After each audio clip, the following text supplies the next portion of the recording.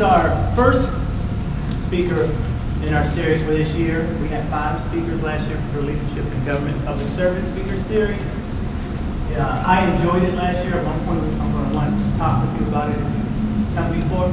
But today, we have Commissioner Marilyn Brown, and we're going to have Judge Preisse. I know I should. Judge Preisse, introduce her. So, Judge Preisse. I have the privilege to introduce Commissioner Marilyn Brown, and I've had the pleasure to work side by side with her for several years on the board of the Children's Hospital. It's a sub-board, sort of Nationwide Children's Center for Family Safety and Healing, which addresses family and domestic violence. And I can tell you she is warm, compassionate, intelligent, thoughtful, and I have come to know her as a friend. And I can't say enough wonderful things about Marilyn, and I could go on and on about it. Much of it is here, but let me just summarize kind of quickly some of the highlights of her career. She's been on the Board of County Commissioners for over 10 years, and her fellow commissioners have chosen her to serve as commission president 4 times. As commissioner, Marilyn focuses on economic development, good jobs and workforce readiness, a solid foundation for our children, and a high quality of life for all residents. She's committed to advancing policies that encourage economic development, which lead to not only job creation and retention, but to filling those jobs with Franklin County residents. She recognizes the importance of community enrichment, especially the arts. Marilyn has served on the board of the Columbus Association for the Performing Arts, you know it as CAPA. On issues of human rights and equality, Marilyn works on behalf of women's rights, diversity and inclusion for all people, and open access to education, housing, and government. She's a vocal advocate for social justice and progressive issues, and has served on the Advisory Council for Choices, which is a domestic violence shelter. Marilyn's stewardship of the construction of Huntington Park, the Common Pleas Courthouse, and the Franklin County Dog Shelter, and the renovation of the Judicial Services Building, including where we are sitting right here today, have led to a national recognition of these projects. Marilyn holds a master's degree in organizational development from the Weatherhead School of Management at Case Western Reserve University, and has authored the chapter, What's Important Now, in the book, Women on Fire, Volume 2, and she and her husband, former Chief Justice of the Ohio Supreme Court, Eric, have 2 daughters and 3 grandsons. And as I said, I could go on and on about the many other boards she serves on and accolades she has received, but I will just introduce my friend and our commissioner, Marilyn Brown.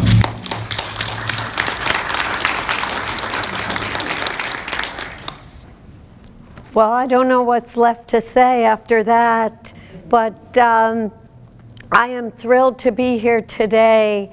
And you know, I was asked to pick a topic, and the one that struck me more than any other was integrity in public service. And I picked that because I believe you have to have integrity in all we do for our residents. Before I get started, I'd like to say that I would like this to be informal, and if you have questions you want to ask during the presentation, please do so. And I was asked to answer a couple of questions, and I'm going to do that in this.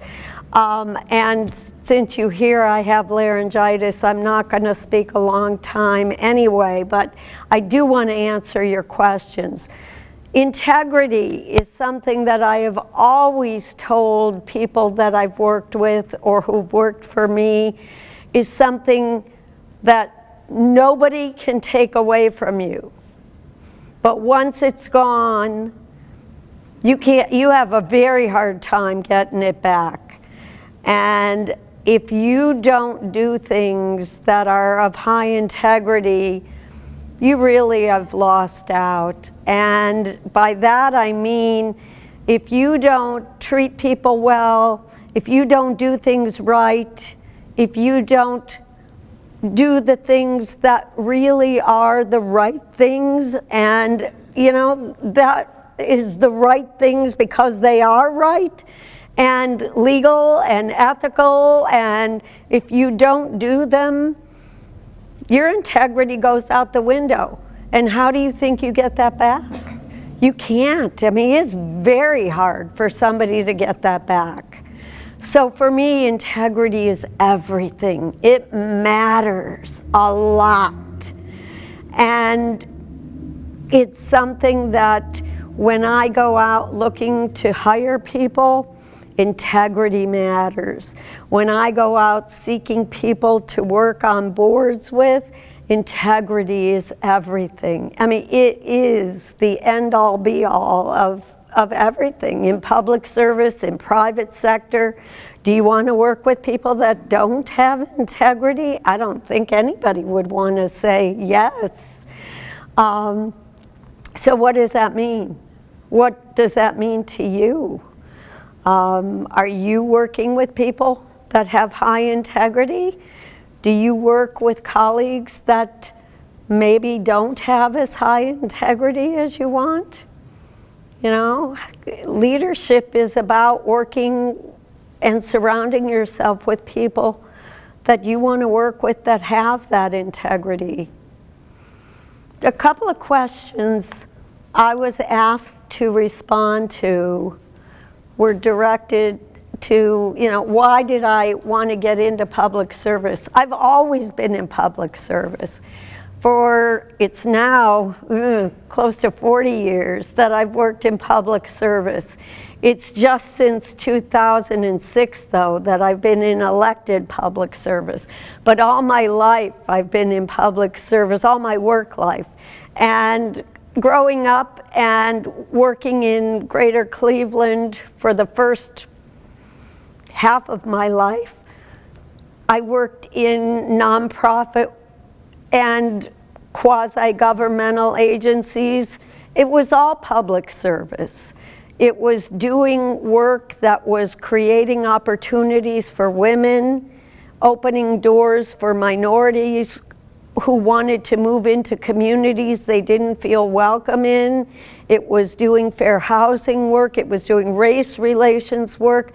Public service work is what I am and what I've always done. So getting into elective office was maybe natural, although I never thought I'd ever do it. When I was asked to run for office in 2005, and Judge Gill can attest to this, we were both coming off of helping people that we were very close to. I was helping my husband in 2004 get elected to judge and often serving as a surrogate for him. And I was working at another agency, and Beth was also, Judge Gill, I'm sorry, Beth, was helping somebody very close to her get elected or try to get elected to be judge. And we were always out and about helping our candidates. And so we were seen as people who could maybe serve in elected capacity. Well, when I was asked to run against this 12-year incumbent who you may know, Dewey Stokes, I said, "You're crazy. Why would I ever do that? You're just crazy. I would never do that. I'm a behind-the-scenes person. I would never, ever do that." Well, then I started thinking about what would I really like to do. I had been at Mid-Ohio Regional Planning Commission for 8 years doing wonderful work on behalf of all of our communities, doing great work. But where would I go next? And I started looking at the role of commissioner, and wow, it excited me and really was so interesting. And I thought, oh, I'd really love this job. I think I'd really do well at it. I could do this. But it comes attached to an election. That's the scariest thing ever. That is so scary. the thing that made me do this race the first time in 2006, above every other reason that I shouldn't have done it, I took the risk because I had a new grandson at that time who was about 1.5 years, and I didn't want him to think his grandma wouldn't take a risk. And it was a calculated risk, but it was a risk. And I'm here to tell you to take risks in your life if you want to be in leadership, but take calculated risks that matter to you personally, and don't listen to other people. I had so many people telling me, there's no way you can do this, you're never going to get it done, it's never going to happen for you, this incumbent is so well liked, it's never going to happen. I knew I could do it, and if I was going to do it, I was going to do it to win. And then I got sick. I decided to run, and then I got so deathly sick. I was in the hospital for a month in intensive care and missed my first fundraiser. But I was determined to win. I was so determined I was going to win. He had 3 times the money I did. Yet I won. I worked so hard. The demographics had changed in the county. There were so many reasons that I won, but I won. And I love every single day that I'm here. I love the job that I do. So the lessons that I'd like to let you know about leadership and integrity are: love what you do. Whatever it is, love what you do. Find a kernel of what you do that you can grab onto. If it's not the whole thing that you love, find something about it that you love. And do it with such passion. And do it so that you love it. Because you're here more than you're at home. Every day, you're here more hours than you're at home. And when you do it with integrity, that's all that matters.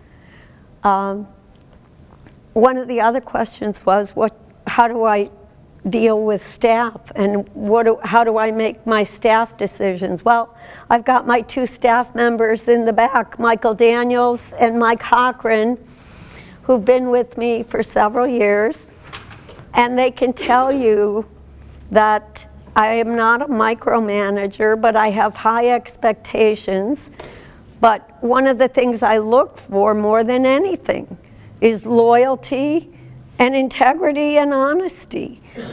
And the rest comes because they are so super smart.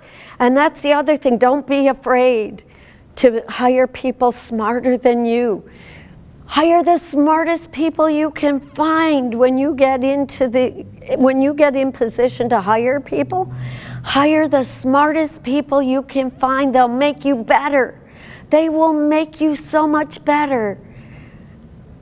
And give them credit for what they do, because they do so much work to make you look good if you give them the opportunity to do that.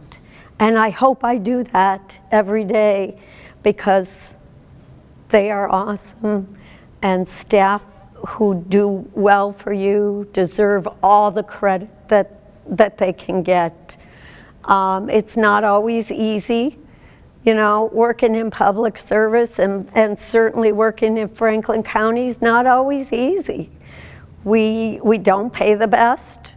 You all know that. We don't pay the best. We have good benefits. Sometimes that's not enough. We know that. Nobody gets paid enough. We try. We try hard to keep people feeling good about what they do. And sometimes it's hard. But the work you're doing is so important, whether you're working at the court or whether you're working for the treasurer, or wherever you're working in the county, you're doing important work for our residents. And what could be better than that? Really, what could be better? Anybody have any questions for me? Yes. So Commissioner Brown, you've been in your current position over 10 years now. I know. So, and I'm sure that when you first were elected, it was like a brand new shiny toy. Yeah. So how do you keep it fresh? How do you stay motivated? How do you continue to be inspired and innovative in your current position? I would say no day is like any other. And I don't think I've had 2 days the same since I've been there in 10 years, which helps because I get bored easily. I'm not good at doing the same exact thing every day. But I would also say that I think the staff help make it better and different all the time too. And we try to keep things updated and change the things that we're working on all in the same arena. I'm very involved in social justice work, and anything I can do in that arena, which is wide and deep. We have great, unemployment rate, but we have high poverty rate. So, there's a lot of work to be done in the arena of social justice. So it's easy to find things that we can do that are new, creative, different, and keeping that together with what we can do as a board of commissioners is also important. We're building a new jail. We've been on a building binge since I got to be a commissioner. Built the new courthouse, built the new animal shelter, built Huntington Park, rebuilt this building. We're building the jail, the morgue. I mean, it's just been constant, big things happening in addition to all of my own things that my office work on. So it's not always easy though, but I love coming in, so there's something there. Thank you for asking. So I have a question. Yes. Is there a project that you have been successful with that when you first came up with the idea or when you first started talking about it, people said you're never going to get that done, and that now you've got it done or it's well on its way, that you're particularly proud of? I think I would say our Stepping Up initiative. We got involved in this national effort called Stepping Up, and it's about keeping people with mental health and addiction issues out of the county jails. When my office first got involved in it, we thought, oh my goodness, this is so massive, this is so big, there's no way it's ever gonna get done. There's just no way. There's too many people that need to be involved, there's too much, and we thought for a year, we kept hearing about this project as a data collection project, not what it really is, which is about people and keeping them out of the justice system. And so here we were being brought in, and we thought, there's just no way. We got it together, and we brought in former Congressman Patrick Kennedy when we announced that we got the initial report, the data collection piece done, because we had met him at an earlier conference, and he said, yes, I'll come in when you get this piece done. And he did, and we were so excited. And now we're doing the actual implementation piece, which is so exciting. And I didn't think we'd get there. I really wondered if we'd get there. And we're still, it's a long road, but we're making progress. Thank you. Thank you. Yes. So I heard today that less than a quarter of people trust government.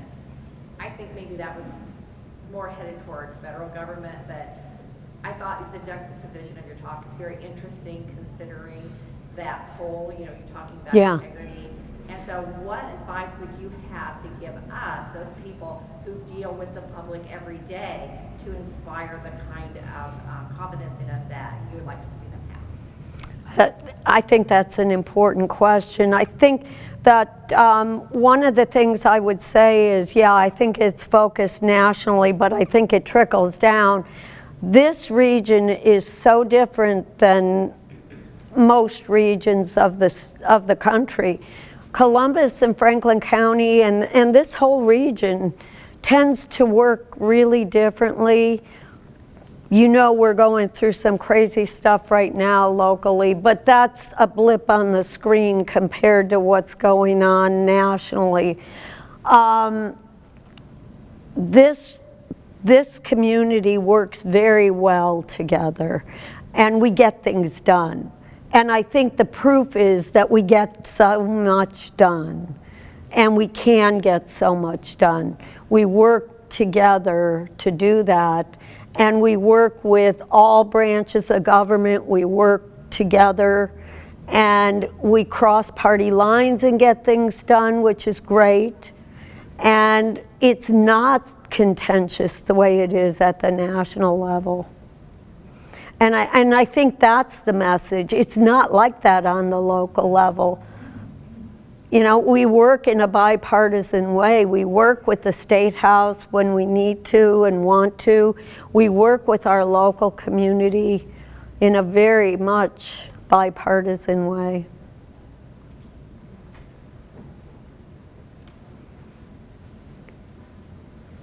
I'll follow up Yes, with that. sure. What type of skill sets do you employ when you're in a room with a lot of alpha leadership types and you need to compromise? That wasn't for my job, guys. Elected officials can be a tough crowd, I know.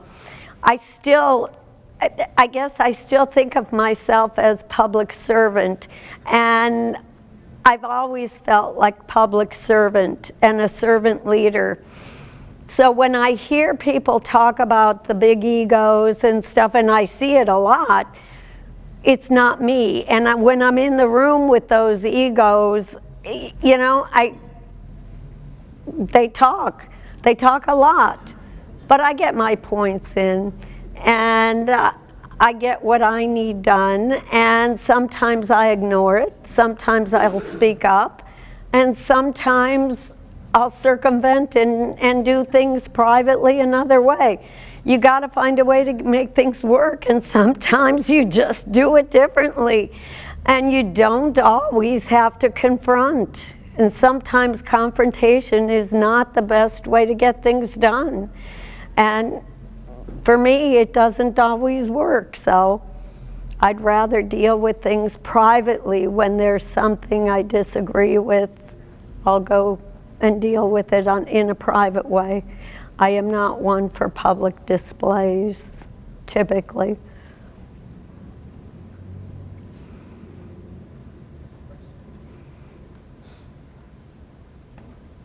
Anybody have anything else? I'm looking at these questions here. Oh, you wanted me to give 3 takeaway points to consider, you know, when serving in a leadership role. But I'm happy to answer questions before I give that. Yes?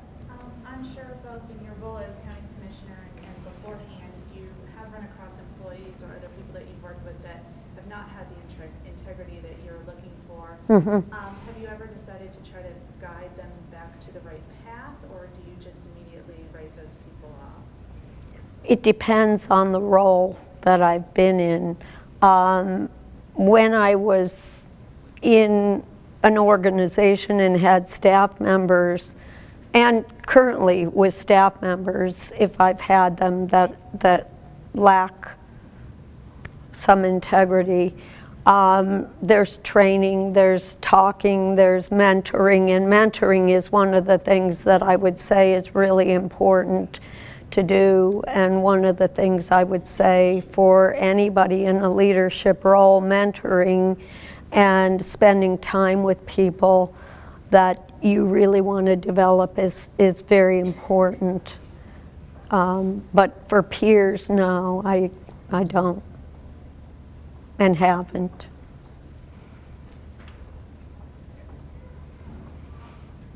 So mentoring is one of the things I would say you'd want to do if you're in a leadership role.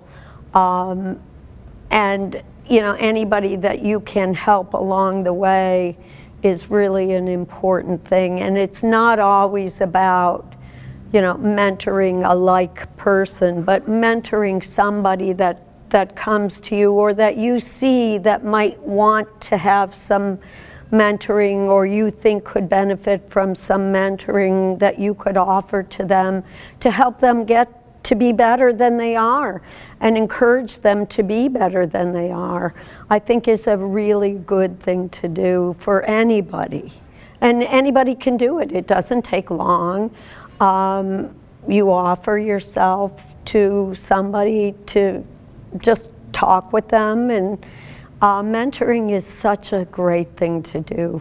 And many of us have benefited from having somebody in our lives, whether it was a parent, a friend, anybody who helped us along, and it's nice to pass that on to anybody else. The other thing I would say is being open with people and being honest with people and not judgmental with people is just critically important.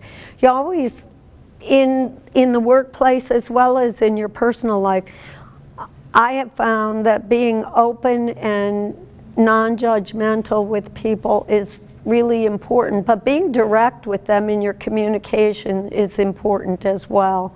And there are ways to be direct that are not being cruel, but giving direct feedback is important so people really understand the effect that their behavior may have on the rest of your team or on you.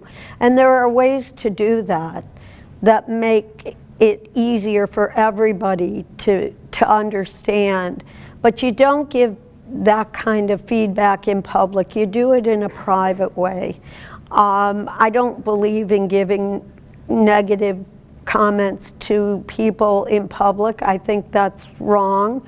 I think you praise people in public, but you never give negative comments to people in public. I think that's something that you hold back and do privately, and do when you can do it in a way that's respectful and direct and helpful, but not punitive in a way that you don't mean to be. And I think that's really important as a leader.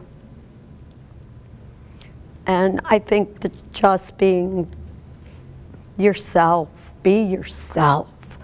Don't try to be somebody that you're not. You know, people have remarked that I don't seem different now than I seemed before I was a commissioner. I said, oh, thank you for that. Thank you so much for saying that, because I never wanted to be different. I never wanted to have a different kind of, I don't know, aura about me or be treated differently. You know, my job is county commissioner. I'm Marilyn Brown. And you know, by the grace of God, I was so fortunate to be elected by the voters, which, by the way, is the hugest job interview ever. And it happens in 2 years for me. It's the hugest job interview ever, as all of you know that are elected officials. It's huge. And it's the only time you get evaluated on your job is in the election booth. And you hope you have people who really understand what you've done or not done. But, such as it is, that's the evaluation you get in the election booth. So be yourself and understand that who you are has an impact greater than you think when you're making calls to people. I found that out when I made a call to one of our staff members, and I said, "This is Marilyn calling," and they said, "Commissioner?" I said, "Oh, shoot, yes, it's Commissioner." And he said, "What can I do for you?" And he was really nervous, and I said, "I just had a quick little question. I mean, it was no big deal." And he was just on it so quickly. I said, "Oh, I really didn't mean to do that." So I don't do those calls anymore. And I think we need to understand the impact that our positions might have on other people. And I'm still learning. 10 years in, I'm still learning. So again, I thank you for your attention. If you have anything you want to say, you know where I am on the 26th floor. I'll be here for a little while. Okay, excuse me. I have a Yeah. follow-up. Sure. I have Yeah. 3 points that you have spoke about Yeah. that I want you to kind of touch on again because we were moving through. Yeah. First was that you said leaders need to take risks. Mm-hmm. Leaders take risks. Yeah. You said, Well, they should take. Right. They need to. and you mentioned Yeah. that calculated risks are things that are important to them. Can you? Yeah, I think, when you take a risk to get what you want, you have to think it through and make sure that what you want to risk is worth losing. That's what I mean by a calculated risk. You have to understand you could lose and be willing to take that loss and know that you'll be okay with it. Because somebody's going to lose, and it could be you. And, I had to really think and put in perspective, if I lost in 2006, of course I was going to be devastated. I mean, who wouldn't be devastated? But is it the worst thing I've ever experienced? No. I had experienced lots worse, and I knew I'd get through it. So many people do. Somebody always loses, somebody always wins. So that kind of a risk-taking, I think, is important to pay attention to, but you have to understand the losing side of that, and can you live with that? Yeah. The second point that I want to follow up on, you mentioned that it's important to hire people smarter than you. Oh, yeah. Yourself. Tell me how that played in you building your leadership team. Oh, it's everything. Yeah. When I hired Michael Daniels, I've known him since 2004. Yeah. I had met him in 2004, and I knew how smart he was. Not a lot of people know this about Michael. Can I say your background? So Michael has a master's degree in physical and organic chemistry. In addition, he was the co-owner of the Outlook News in Columbus.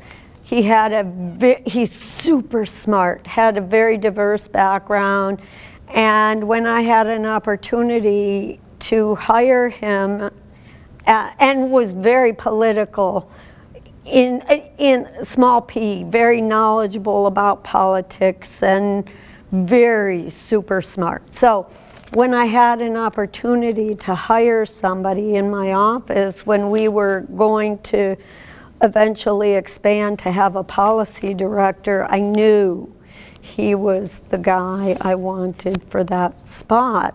And he had once told me that I was one of a couple of people in the community that he would want to come to work for. And so I called him up and we met, and we agreed that it made sense. Mike Hochran, and of course there's a theme here with the M's, but we didn't plan it that way. Mike came to us as our John Glenn school master's intern several years ago, and we realized how super smart he is. Wow! I couldn't believe how smart he was. And when he graduated last May, we had an opportunity to bring him on full time. If we wouldn't hire another intern, I could use that budget to do that. And so we made a decision. It was too important to have Mike in our office than it was to have another intern. So we hired Mike. And the two of Michael and Mike are so super smart. And now we have a Cristo Rey student who's 14, and his name is Mikkel. We did not plan this. So I can't work for you, is that what you're saying? Hey, you know, we never planned this. We did not plan it at all. Well, I appreciate you doing one piece. You said give your staff credit when they deserve it. You just did that. But here's the hardest question for you, I believe. You mentioned that we serve the public. We do. That we don't always get compensated for what we believe we should. What would you say to encourage the room here, most of us are public servants, to keep that passion, to keep that drive, to work for this environment when we know at times that we may be undercompensated? It's hard. That's the hard part. And I get that. I really do, because I too haven't gotten that raise, nor will I. The raise that the state approved for elected officials, I won't get that raise for another few years. So I haven't had a raise since 2008. I get where you are, I really do. And if there are ways that we can make it easier with flexible work schedules and other kinds of benefits, I'm all over that. I would love to see us be more innovative in our approaches countywide. I'd love to see us be far more flexible and creative and innovative as employers and offer things that are not monetary but help for quality of life of our employees and their families, for goodness sakes. I think we are so behind the curve. I've seen things in other counties that they've done across the country, and I so wish we were more innovative in doing things, and I would support any efforts that you can think of to make it so, you know. Well, you have been very supportive of us. I appreciate that. So that question really was, because we get that often when we... Oh, it's hard. We get it too. You know, with many of our employees, we get it too. And I know it's difficult. It's not an easy thing. And working at Franklin County is not always easy, and I get that. I do. We do have... But it's worth it. Yeah. You're helping people here. You are. You truly are. I appreciate that. Anyone else has any questions before we go? Okay, we do have a... Yeah. I did have a question. It struck me how you said, love what you do, where you commonly hear, do what you love. How would you account for that, or how would you differentiate those two, if there is one to you? I think not all of us can do what we love, but I think everybody can love what they do or a part of what they do. So I think it is different. I think it's a real different, it's kind of a nuanced thing, but it's a real different way of looking at it. But if everybody could do what they loved, it'd be wonderful. But, you know, we can't. But you could love what you're doing at the time you're doing it, in the moment, you could love it or part of it or find something about it to love. And I think that's the difference. Yeah. That's always been a difference for me. Anyone else? Judges, you have anything to say? I know you want to thank her for coming. Do you have anything to say? Absolutely. Well, thank you for spending your time with us and our staff, and we do appreciate everything you've done for us over the past few years. And the two things that spring to my mind that I want to make sure that you get publicly recognized for is, number one, your support and spearheading the effort to finally fund our reception center, which is a huge thing for the court. I know. Without your leadership, we may not have the funding that we currently have in our budget. And the other thing that springs to mind is your ongoing support with this court's efforts to bring in more judges. And I don't know if everybody knows this, but we have the busiest court in the state of Ohio. Each one of our 5 judges hears 7,500 cases a year per judge. No other court in the state of Ohio deals with that, just us. And I say not just the judges, because you know, all of you help us deal with those cases. But I'd like to thank Mr. Michaels and you in particular for spearheading that, because this is the first step for the county commissioners to say that they're behind us.